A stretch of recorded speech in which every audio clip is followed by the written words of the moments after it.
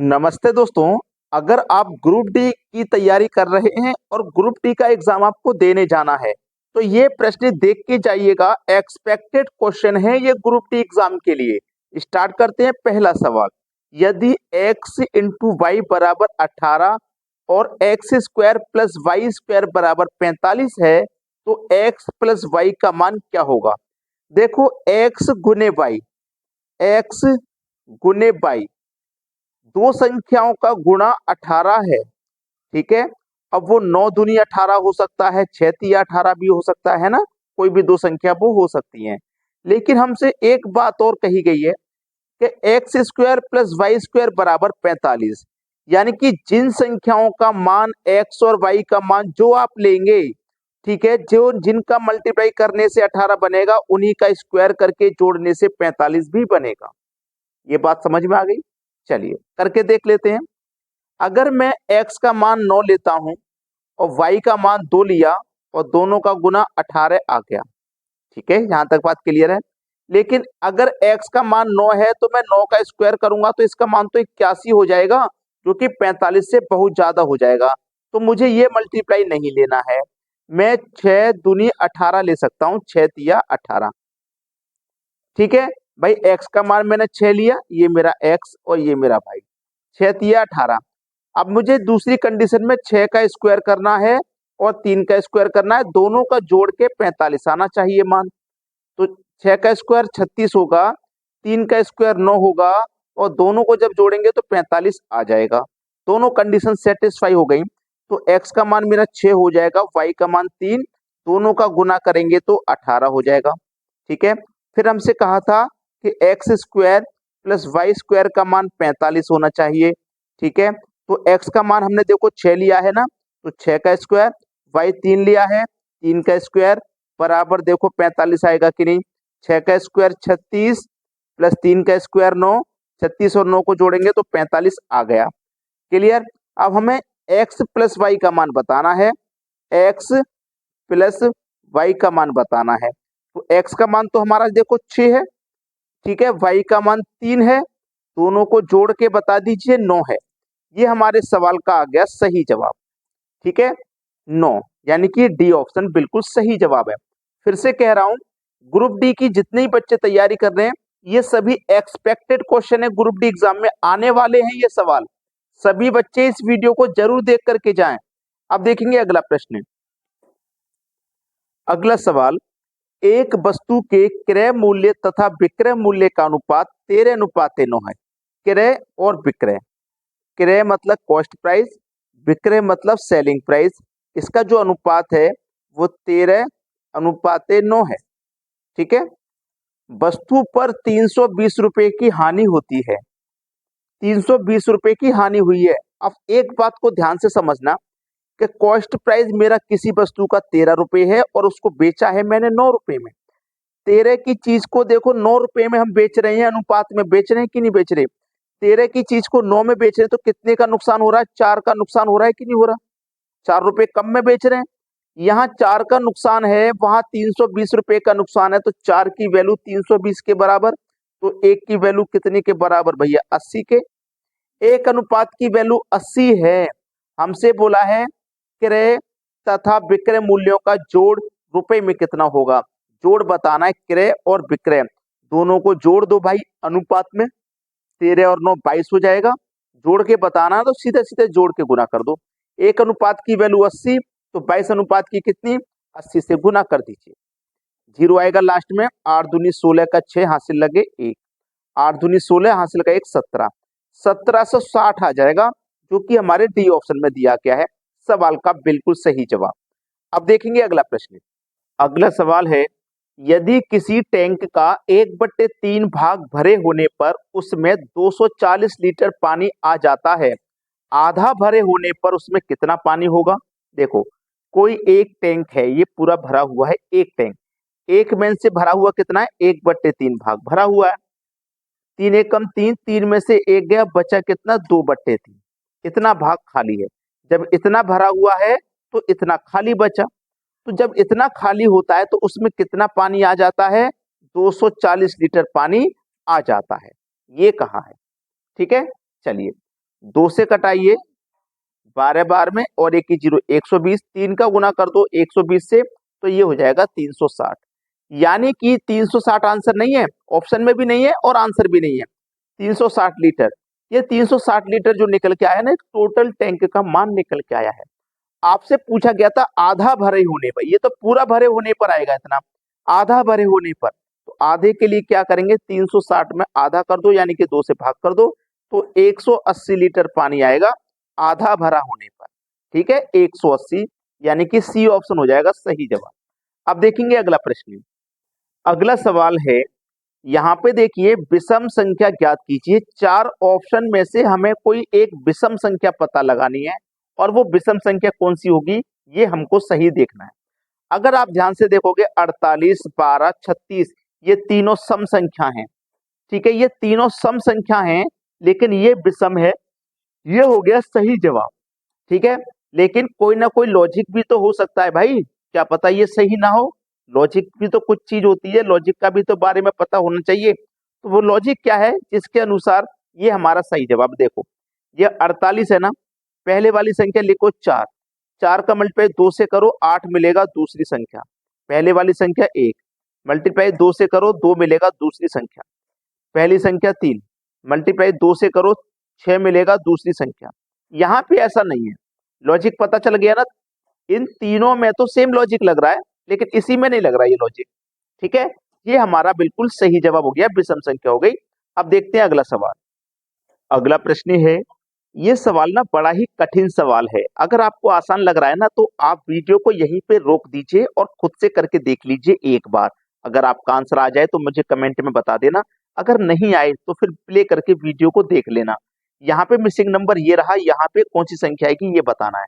ठीक है, ध्यान देना प्रश्न में मैं क्या कर रहा हूँ। ये मेरे पास 5 है ना, मैं 5 का वर्ग करूंगा यानी कि 25 आएगा।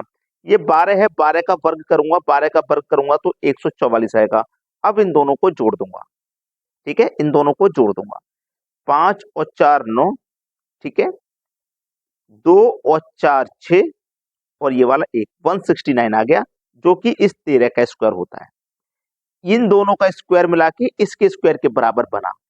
और यहाँ पे वही करूंगा, 8 का स्क्वायर करूंगा जो कि 64, 15 का स्क्वायर करूंगा जो कि 225, जोड़ दूंगा 5 और 4 9, 2 और 6 8 और ये वाला 289 हो गया।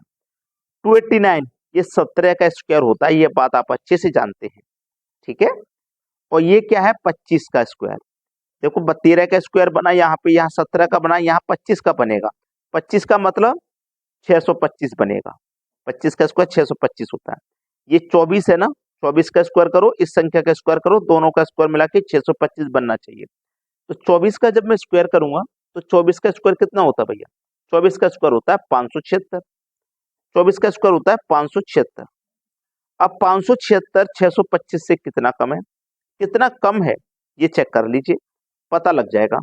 आप बोलोगे सर 49 कम है, जब 49 कम है ना तो यहाँ पे आ जाएगा 7 का स्क्वायर।